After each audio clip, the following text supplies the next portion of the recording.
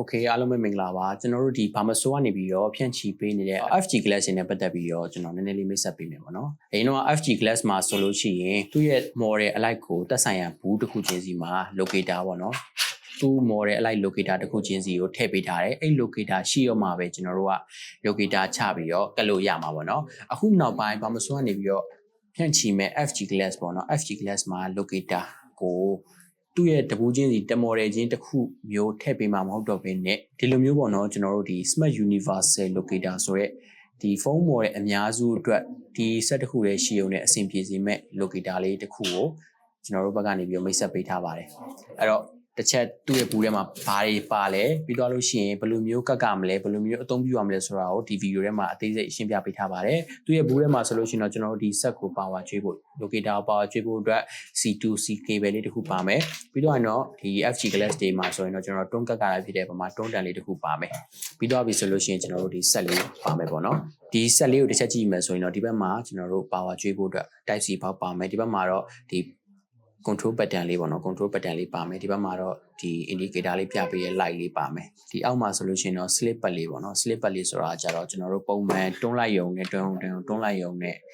မရိသွားစေမဲ့ပို့ပြီးတော့မြဲစေမဲ့ slip pad လေးတစ်ခုပါပါတယ်အခုနကသူ့မှာပါတဲ့ C2C cable နဲ့ type C to type C cable ကိုကျွန်တော်တို့ဒီမှာ power ကျွေးရပါမယ် type C ပေါင်းမှာအဲ့တော့ဒီမှာ indicator လေးကမီးလင်းလာပြီ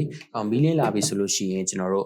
စကတ်လို့ရပြီပေါ့နော်စကတ်လို့ရပြီဆိုတော့ဒါဒီအဆင့်ကကြတော့ကျွန်တော်တို့ဒီ universal locator နဲ့ဒီ FG Glass မကတ်ခင်ဖုန်းကိုဒီနေရာချတဲ့ position ပေါ့နော်အဲ့တော့ကြည့်လိုက်မယ်ဒီမှာ camera area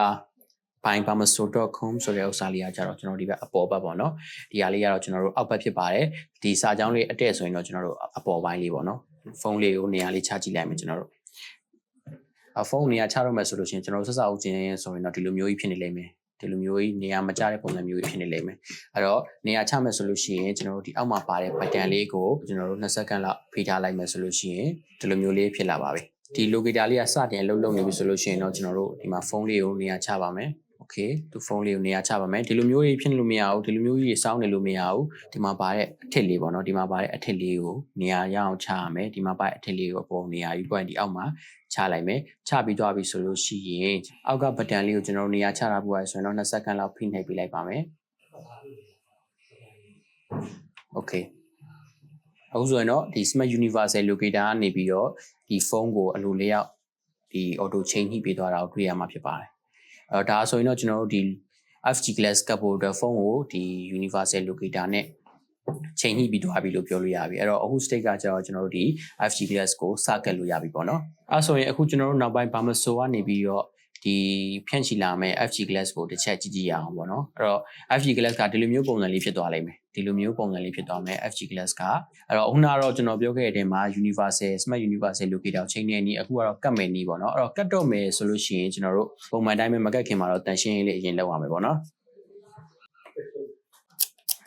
Okay အဲ့ဆိုရင်သူ့မှာပါတဲ့မှန်အောင်တစ်ချက်ကြည့်ကြည့်ရမယ်ကျွန်တော်တို့အခု FG Glass မှာဆိုရင်မှန်ပုံစံလေးကဒီလိုမျိုးဖြစ်သွားလိမ့်မယ်ဒီမှာဒီလိုမျိုးလေးပေါ့နော်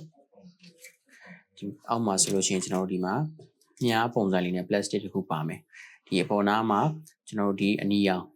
င်ဘားလိုင်းလေးတစ်ခုပါမယ်အဲ့ဒီဘားလိုင်းလေးကတော့အပေါ်ဘက်ချမ်းပေါ့နော်အဲ့တော့မှန်အောင်ယူမယ်ဆိုလို့ရှိရင်ကျွန်တော်တို့ကဒီ plastic အသားကိုဒီမှတ်အောက်ကိုယူမယ်ယူရရဆိုလို့ရှိရင်တော့ဒီမှာအနီရောင်ပါတဲ့ကောင်ကိုအပေါ်ဘက်မှာထားမယ်အပေါ်ဘက်မှာထားပြီးတော့နေရာလေးချမယ်ပေါ့နော်ဒီမှာပါတဲ့ဒီနှစ်ခုပေါ်မှာဒီမှာပါတဲ့အပေါက်လေးကိုထည့်လိုက်မယ်ပြီးတော့ပြီဆိုရင်ဒီမှာပါတဲ့ဒီ plastic ကိုဒီကောင်လေးပေါ့ plastic ပေါ့နော်ဒီမှာပါတဲ့ဒီအဝါရောင်ညား plastic တွေကိုဒီကြားထဲမှာရှိအပေါက်လေးတွေထည့်ပြီးတော့ဒီဘက်ကနေပြီးတော့ထားလိုက်မယ်ပြီးတော့ရင်တော့ဒီအောက်ဘက်ချမ်းကိုလည်းအပေါ်ဘက်ကလိုပဲဒီမှာပါတဲ့အပေါက်လေးကိုနေရာချလိုက်မယ်Okay ချပြီးသွားပြီဆိုလို့ရှိရင်တော့ကျွန်တော်ဒီမှာမြားလေးကိုတစ်ချက်ဆွဲလိုက်ပါမယ်မြားရဲ့ plastic လေးကိုတစ်ချက်ဆွဲလိုက်ပါမယ်ဆွဲပြီးသွားပြီဆိုလို့ရှိရင်တော့ဒီမှာပါတဲ့တွန်းတန်လေးနဲ့တစ်ချက်လိုက်ပြီးတော့ကျွန်တော်တို့တွန်းပေးလိုက်ပါမယ်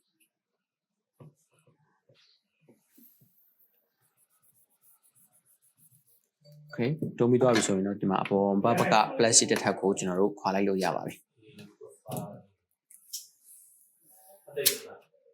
Okay ပြီးတော့ပြီဆိုလို့ရှိရင်တော့ကျွန်တော်တို့ဒီမှာဒီကိုနေတဲ့နေရာလေးကိုတစ်ချက်လိုက်ပြီးတော့တွန်းပေးလိုက်ပါမယ်